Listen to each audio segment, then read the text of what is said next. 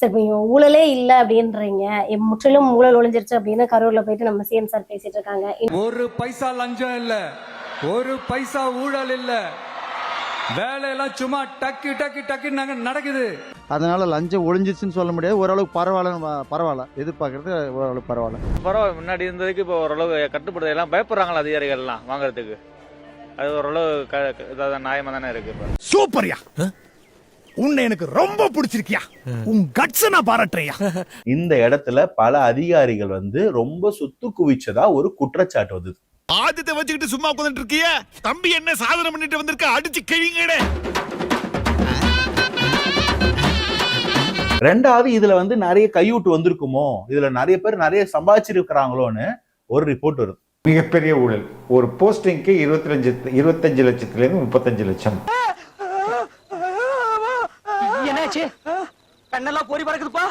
அதையும் தகவல் ரொம்ப பரபரப்பா வெளியாயிருக்கு. 25 லட்சத்துக்கு ஓட்டுட்டீங்களாடா?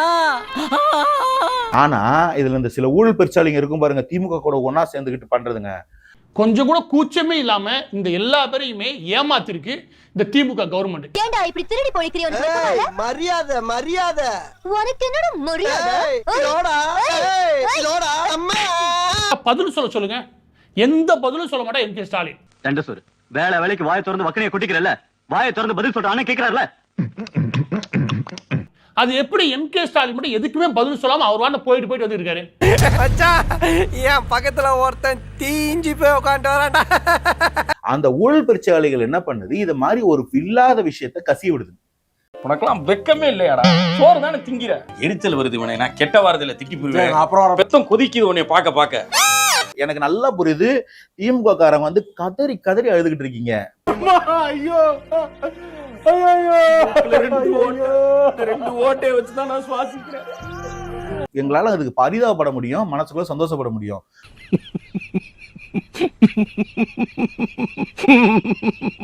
உங்களுக்கு பதில் சொல்லிக்கிட்டே எல்லாம் எங்களுக்கு டைம் வேஸ்ட் பண்ண முடியாது.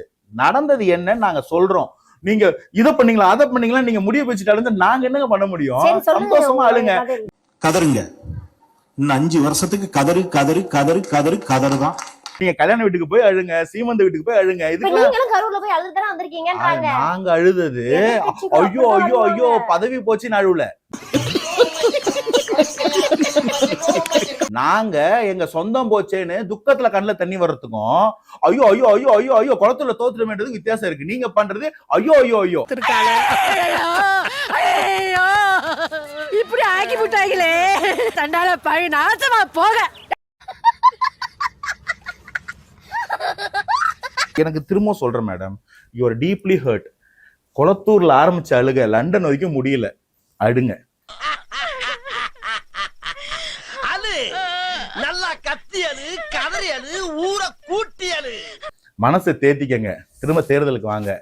உங்களை அடிச்சு ஓட விடுறதுக்காகவே உருவான புரியுதோ? உதைக்கிறது தான் இங்க பிளானே. பாவம் பார்க்க போறதெல்லாம் இல்ல, அழுதா விட போறோமா? இல்ல. ஒன்லி பாடி லாங்குவேஜ் தான்ப்பா, உள்ள ஒண்ணு கிடையாதுப்பா. நீ நினைக்கிற அளவுக்கு நான் ஒண்ணும் பெரிய பயிற்று கிடையாதுப்பா, ஒன்லி பில்டப்புப்பா. பதவி போச்சுன்னு அழுதவங்களுக்கும் மக்கள்ல ஒரு குடும்பத்துல ஒரு சொந்தம் போச்சுன்னு கண்ணு கலங்களும் வித்தியாசம். ஒரு பாராமீட்டர்ல வைக்காதீங்க. தெரிஞ்சுக்க புரிஞ்சுக்க, கரெக்டா இருந்தா புரட்டா கரெக்டா. ஸ்டாலினையும் முதலமைச்சர் விஜயும் ஒரு கோட்ல நீங்க நிப்பாட்டாதீங்கன்னு நான் சொல்றேன். நாங்க ஐயா கர்மம், நாங்க அதை பண்றோம்.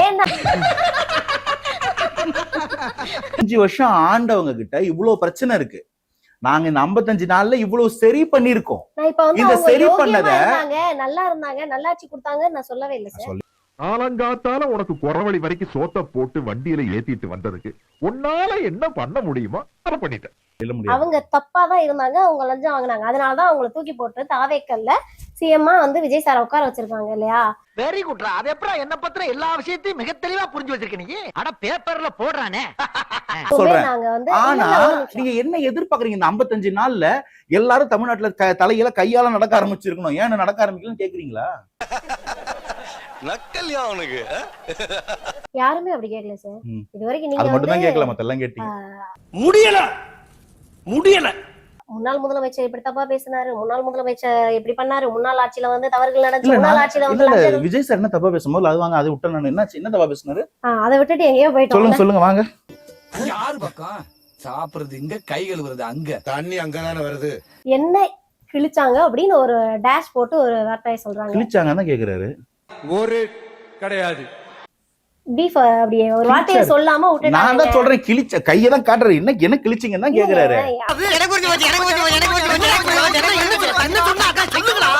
Authoritative ஆ பேசுவாங்க. பண்றாங்கன்னு சொல்லுங்க. எதுக்குங்க ஃபாலோ பண்ணாங்க? எங்க ஸ்டூப்பிடா போயிட்டு இருக்கு இன்டர்வியூ, ஸ்டூப்பிடா போயிட்டு இருக்குங்க. டேய் என்னடா நினைச்சிட்டு இருக்க உன் மனசுல?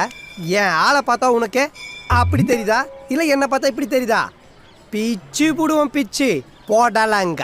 You cannot judge these things. இந்த இடத்துல செந்தமிழ்ல பேசின அண்ணா பெரியவரா, ரகடா பேசின காமராஜர் பெரியவரா, இல்ல போய் பேசின வேற ஒரு தலைவர் பெரியவரான்னு கேப்பீங்களா? அந்த கோயா கொன்னு கூட்டி அனுப்பு போ. அவுட்கம் கவர்னன்ஸ்ல என்ன பண்ணிருக்காங்கன்னு பாருங்கன்ற. இப்படி பேசினாரு, சட்டை கருப்பு கலர் போட்டு வந்தாரு, பேண்ட் ப்ளூ கலர் போட்டு வந்தாரு. What sort of comparison is this? வெக்கம் கட்டுவீங்களா? இதுக்கு எதுக்குடா வெள்ளையங்கிலி மாலையன்னு மானம் கெட்ட அயோக்கிய பள்ளிலாம். Totally senseless. இது இல்லங்க உங்க வேலை. உங்க வேலைன்றது கதறதா இருந்தா தனியா உட்காந்து பிளாக்ல கதறுங்க.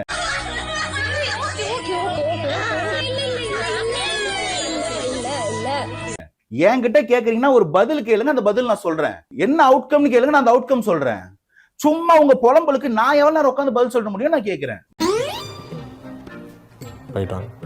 யார்கிட்ட சார் சொல்றீங்க? உங்ககிட்ட தான் போயிட்டு வாங்க. என்கிட்டயா? போயிட்டு வாங்க. நான் எதுக்கு போயிட்டு வரணும்? போயிட்டு வாங்க தம்பி. எதுக்கு சார்? இல்ல வேணாம். Do you understand my point? Next question. அதே சென்சிபிளா கேளுங்க, இல்ல முடிங்க. Thank you sir. நன்றி. இருந்தாலும் கடலமுத்து ரொம்ப ஸ்ட்ரிக்ட்பா. சிட்டா இல்லனா உங்க முன்னால எல்லாம் உத்தியோகம் பார்க்க முடியுமா? இப்போ செந்தில் பாலாஜியே சொன்னாரு, பல மெட்ரிக் டன்னுக்கு, லட்சக்கணக்கான மெட்ரிக் டன்னுக்கு வந்து காணோம்னா எனக்கு புரியல. It is missing. இது பல மெட்ரிக் டன் நிலக்கரியை காணுமா? நிலக்கரியை காணும். ஐயா இன்ஸ்பெக்டர் ஐயா, என்ன பிரச்சனை? என் கிணற காணாங்க. கிணத்த காணமா? என்ன சார் சொல்றீங்க? கிணத்த காணுன்ற மாதிரி இருக்கு சார் நீங்க சொல்றது. சத்தியமா கிணத்த தான் காணா. மரியாதையா வந்து கண்டுபிடிச்சு கொடுங்க, இல்லனா எல்லாரும் உள்ள வச்சிருவேன். நீங்க வந்து இது மானிட்டர் பண்ணவே முடியாது. ஏன்னா நீங்க பிரைவேட் பவர் பர்ச்சேசர்ல ஒரு இல்ல அது எப்படி மானிட்டர் பண்ண முடியாம போகும் எனக்கு புரியலையே. அதெல்லாம் எங்க இருந்தாலும் தூண்டிய போட்டு தூக்கிடுவோம்ல. பல லட்சம் மெட்ரிக் டன் நிலக்கரி நம்ம வாங்குறோம், காணும்னா எனக்கு புரியல. இல்லம்மா, தொழில் ரகசியத்தெல்லாம் கேட்காதப்பா.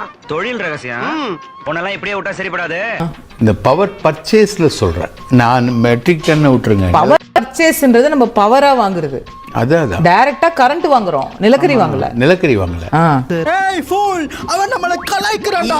நிலக்கரி வந்து ஜெனரேஷனுக்கான நிலக்கரி. ஆமா. அதுல வந்து பல லட்சம் மெட்ரிக் டன், 2 லட்சம் மெட்ரிக் டன் சம்திங் மிஸ்ஸிங் அப்படின்னு செந்தில் பாலாஜி ஆல்ரெடி சொன்னாரு. ஐயோ ஐயோ, இது என்ன சார் அநியாயமா இருக்கு? என்ன சார் நடவடிக்கை எடுத்தாங்க அதுல? நீங்க 2 லட்சம் மெட்ரிக் டன் நிலக்கரின்றீங்க, அது இன்னும் 4 பேர் உள்ள போயிருக்க வேணா இந்நேரம் போல நடவடிக்கை எடுக்கல. இவனை எப்படி உள்ள வச்சு பழகதா போறாங்க? ஏய் எடுத்து குடுக்குறியாடா நீ?